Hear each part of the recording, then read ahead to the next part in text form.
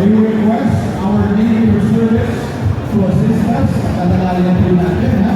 Yung ating mga distributor. Ayan na nga guys, napasabak tayo sa Free Pasta Mania. Tinawag ko yung kaibigan ko bago siya pumasok. Buti na lang na save the date ko yung post ng page ng mga ganap sa Baguio.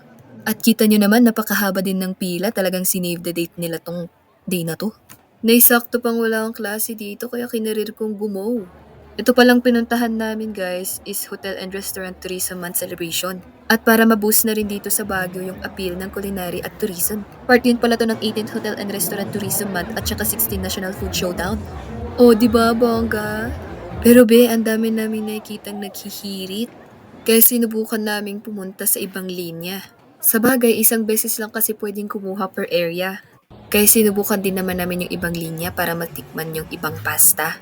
Tsaka uy guys, na-recognize din yung different schools. Ang dami rin kasing mga naka-uniform at naka-ID, isa na dyan yung kaibigan ko.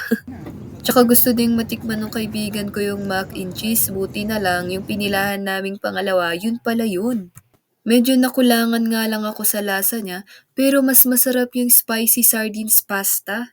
Nanunot rin kasi yung lasa niya. Gusto rin sana naming pumila ulit sa ibang linya, kaso syempre give chance to others din. Pero ang tatapang nung iba mga te, yung iba nagdala pa ng eco bag, tsaka nakailang pila na yata sila, 5 yung nakita ko eh. Tsaka nung pagkatapos namin kumain, sisilip sana kami, tignan namin kung may naiwan pa. Pero ubus na ubus be. Buti na lang sa amin be, naabutan namin yung lalagyanan ng pagkain. Yung iba kasi naubusan kaya lumabas ang pagka-Pilipino nila, magsilabasan sila ng Tupperware na nakita ko sa net. Pagkatapos pala namin dun, dumalo kami dun sa Abanao. First time ko talaga dito guys, kahit taga dito ako. Yung napuntahan ko lang na ibang mall, Portabaga, Center Mall, mga ganun. Ayan, every taas talaga ng mga buildings, ang gaganda ng mga view sa baba.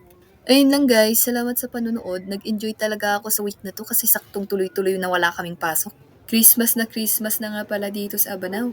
Tsaka ang dami pang free, no? Salamat ulit sa uulitin. God bless!